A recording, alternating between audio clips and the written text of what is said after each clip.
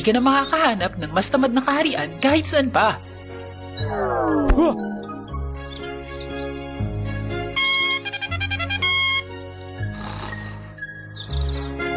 Lagpas 12:00 na ng tanghali pero walang tao sa mga daan dahil walang nag-aabalang gumising.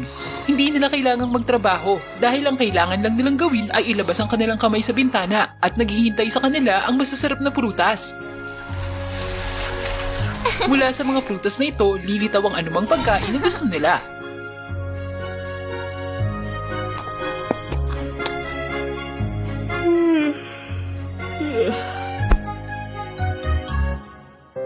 Ang mga mamamayan ay hindi kailangang maglakad ng malayo.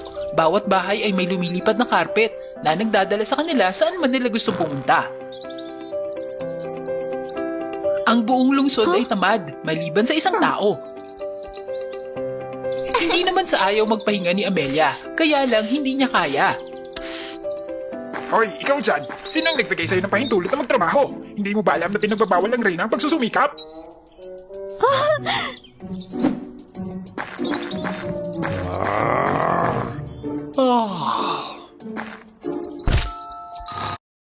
Ano kaya magiging identity ko dito, guys? Oh, killer! Dito, guys, pinatay ko na si... Nakatira si Amelia kasama ang kanyang madrasta at kapatid sa ama, si Emily, dalawa sa mga pinakatamad na tao sa kabisera.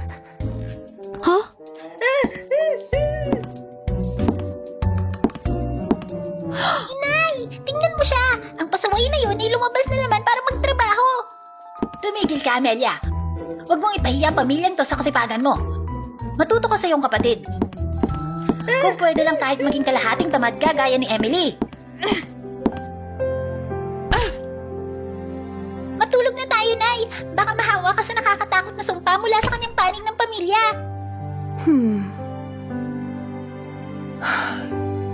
Ang ninuno ni Amelia ay kapatid ng maalamat na si Cinderella. Siya ay sinumpa at ang sumpa ay pinasa sa kanyang mga apo. Nadahilan upang sila ay isinumpa na pilit na magtrabaho. Kapag huminto sila sa pagtatrabaho, lumalabas sa mga pantal at nagkakasakit sila.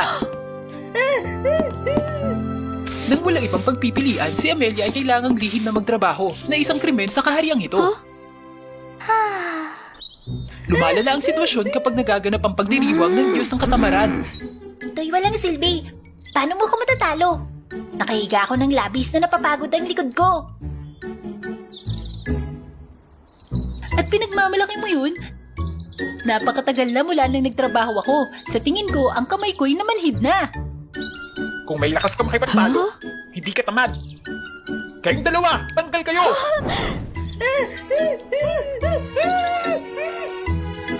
Maraming bahagi ang paligsahan. Unang bahagi, sino ang pinakamatagal na humiga? Aray, sobrang kate! Tanggal ka! Sumunod ay pinakamalakas na humilik.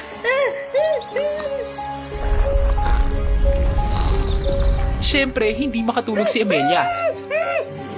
At sa bahaging pinakamagandang pwesto sa pagtulog, hindi naging maganda ang resulta. Kahit anong pilit ni Amelia, siya pa rin ang unang natatanggal. Samantala, ang mahal na kapatid ni Amelia na si Emily, gaya ng inaasahan, ay laging nangunguna sa kompetisyon. Sa huli, tuwang-tuwa ang pamilya ni Amelia nang manalo si Emily at ikinasal sa prinsipe.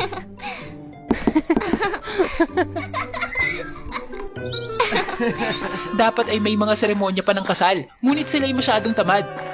Kaya't nagpa siya silang lumipat na lang agad ang nobya sa palasyo. Pinahiya mo na naman ang pamilyang to. Lumayas ka!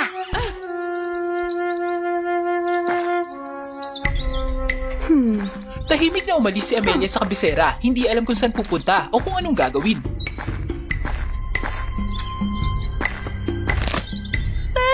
Nasaan ako? Ang kagubatan?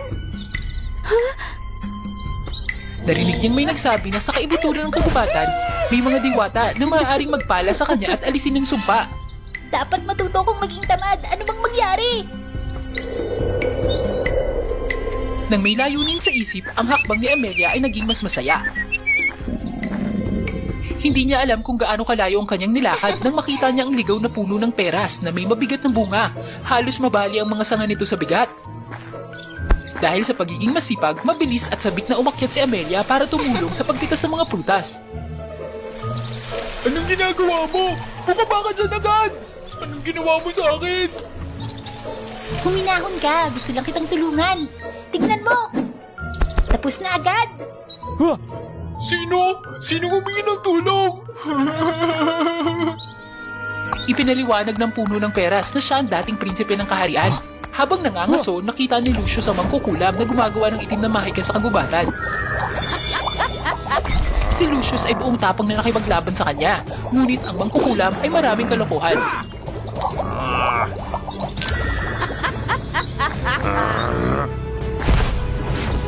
Sinimantala nito ang kanyang panandaliang pag-iwas. Binuhusan siya ng tubig at naging isang puno ng peras.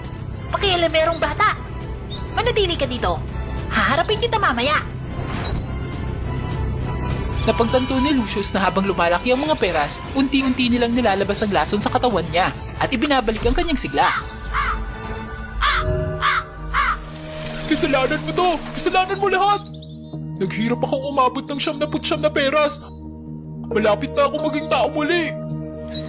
Pagod na pagod lang ako at nakatulog. Dapat managot ka dito. Tumigil ka na sa pag-iyak. Hindi dapat umiyak ng ganyan ng mga lalaki. Sige, sinong nagsabing hindi ako responsableng tao? At saka may kailangan pa akong gawin. Bagamat mahirap paniwalaan ang sinabi ni Lucius, buong pusong naniwala sa kanya si Amelia. At nagpa siyang ibalik siya sa kabisera. Salamat sa masisipag na mga kamay ni Amelia. Sa unang pagkakataon, pagkatapos sa matinding paghihirap, napagtanto ni Lucius na ang pagiging isang puno ay talagang napaka-komportable. Maliban sa hindi niya magawang makatulog na mahimbing, sa takot na baka maglakad ng tulog si Amelia at sa kanyang ugali na mahilig magtrabaho, pumitas pa ng kanyang mga peras. May naririnig ka ba? Ah! Saan ang galing ang lahat ng mga uwak na to?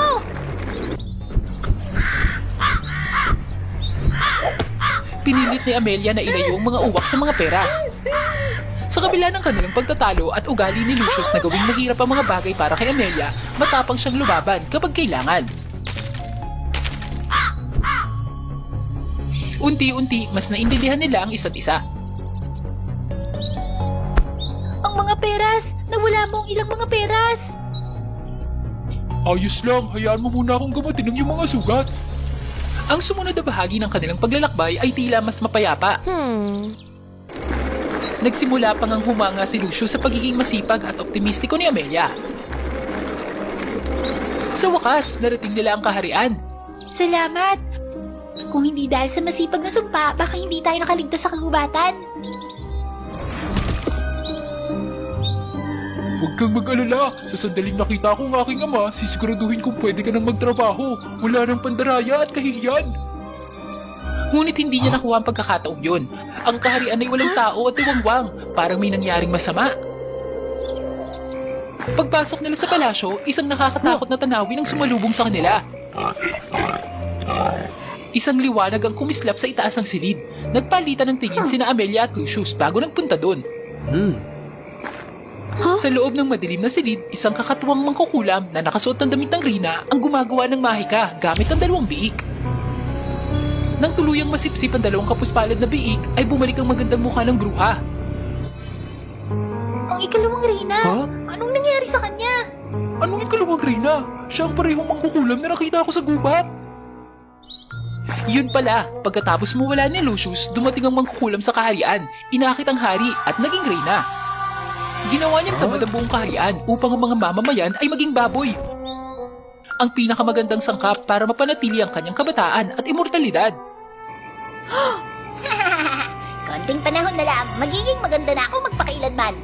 Isang tunog ang biglang pumutol sa kasiyahan ng Reyna. Tahimik! Sa tingin niyo ba yung mga prinsipe at prinsesa pa rin kayo? Kayo mga maruruming tamad na baboy! Diyos ko po, yun ang aking kapatid si Emily. At ang prinsipe, ang iyong kapatid? Sa kabila ng lahat, pamilya pa rin sila at hindi kayang makita ni Amelia na nasa panganib ang kapatid. Sa kabutihang palad para sa kanila, kulang ang pisikal na kasanayan sa pakikipaglaban ng bruha, kaya't nakatakas sila sa kamay nito. Sa sandaling ito, ang pinakabatang prinsipe at ang kapatid ni Amelia na si Emily na napilitang magsikap ay muling nagbago sa kanilang anyong tao. Bukas, kapag nangyaring eclipse, ay kung kailan gagawin ng mangkukulam ang ritual ng immortalidad. Buong magdamag, nag-isip silang apat para makabuo ng plano. Kinabukasan, habang dahan-dahang nilalamon ng buwan ang pulang dugo ng araw, ang bunsong prinsipe at si Emily ay nagawang makihalo sa iba pang mga baboy na matakaw na kumakain. Para naman gusto kong kainin to at nanganganib na maging baboy muli. Ano ka ba? Kailangan nating sumunod sa plano.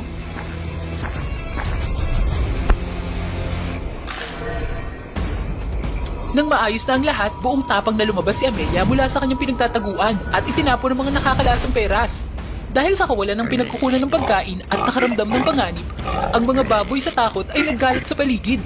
Pagkatapos ay pinamunuan nila Tony at Emily ang grupo patungo kay Lucius na ginagamit ang kanyang mga sanga upang lumikha ng isang lilim na lugar. Ang lakas ng loob mo! Nagningning ang mata ng Reyna nang makita niya ang baboy na hari na hindi pa nakakatakas. Pero syempre, hindi siya pinayagan ni Amelia. Sa kanyang pagmamadali, hindi sinasadyang nakagat ng Reyna ang pampataba na pagkain na dumaloy sa kanyang bibig. Tapos na ako! Ilang saglit lang nawalan siya ng kontrol at nagsimulang kumain tulad ng mga baboy na kanyang tinutuya. Ito ang halagang kailangan niyang pagbayaran.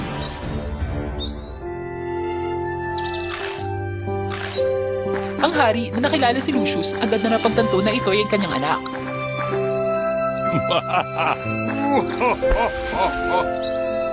Sa araw-araw ng pangangalaga ni Amelia, kalaunan ay nakuha ni Lucius ang sapat na hinog na peras, nilinis ang lahat ng lason at bumalik sa kanyang anyong tao.